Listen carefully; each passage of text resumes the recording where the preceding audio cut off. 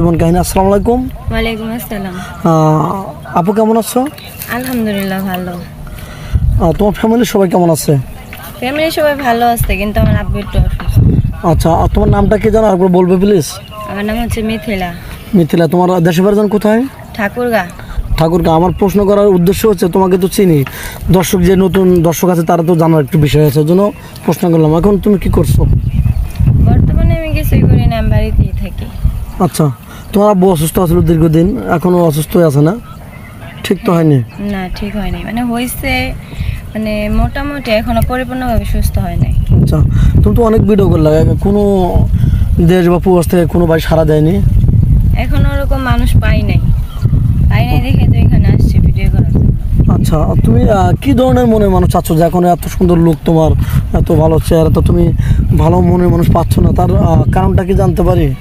হয়তো আমার চেহারা ভালো না, এই কারণে হয়তো পাই নাই, বা আমার ব্যবহার হয়তো ভালো না এই কারণে, বা হয়তো আমি কোনো দিক থেকে কমতি আছি এই কারণে হয়তো এত ভিডিও করার পরও একটা মানুষ আমাকে পছন্দ করলো না, বা কারো চয়েস হয় নাই।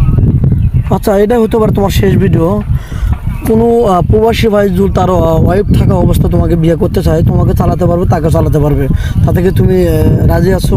অ্যাকসেপ্ট করবে? রাজি আছি, আমার সমস্যা নেই। সে আচ্ছা, যদি তার ওয়াইফকেও দেখে, যদি আমাকে দেখে, তো আমার কোনো সমস্যা নেই।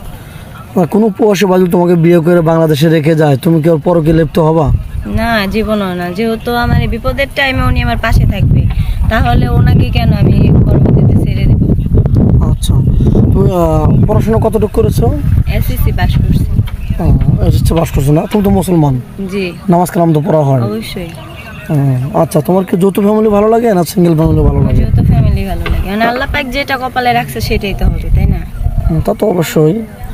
তা যাই হোক, বিয়ের পরে তোমার যেমন এখন তোমার অভাব বা দরিদ্র, তোমার ভালো পরিবারে বিয়ে হলো, আল্লাহ তোমার মুখগুলো তাকাইলো, অনেক ভালো পরিবারে তোমার বিয়ে হলো, তোমার কি কোনো ইচ্ছা আছে যে তোমার স্বামী কিনা কোথাও ভ্রমণ করতে যাবে, কোথাও ঘুরতে যাবে, এরকম আশা আছে? আশা নাই, স্বামীকে নিয়ে সারা জীবন ভালোভাবে সংসার করব, এটাই আমার একমাত্র ইচ্ছা। ঠিক আছে, কোনো জায়গায় ঘুরতে যাওয়া আমার কোনো ইচ্ছা নেই। স্বামী যদি নিয়ে যায় তাহলে যাবা নাকি? স্বামী যদি ভালোবেসে কোনো জায়গায় নিয়ে যায় তাহলে যাব। ঠিক আছে, শুনলাম। তো এখন তুমি মানে আর কি বলবো, আমার থেকে এসে আমি কাটো না যোগাযোগ। আচ্ছা, তোমার সাথে যোগাযোগ। আচ্ছা, এই ভিডিও দেশ বা বিদেশ থেকে সবাই দেখছে, ভিডিওটা পাবলিক হচ্ছে, তোমার সাথে যোগাযোগ করবো কীভাবে? তোমার ফোন নাম্বারটা দিয়ে দাও। দর্শক কিন্তু আপনারা শুনতে পারেন, মেয়েটা কোনো ফোন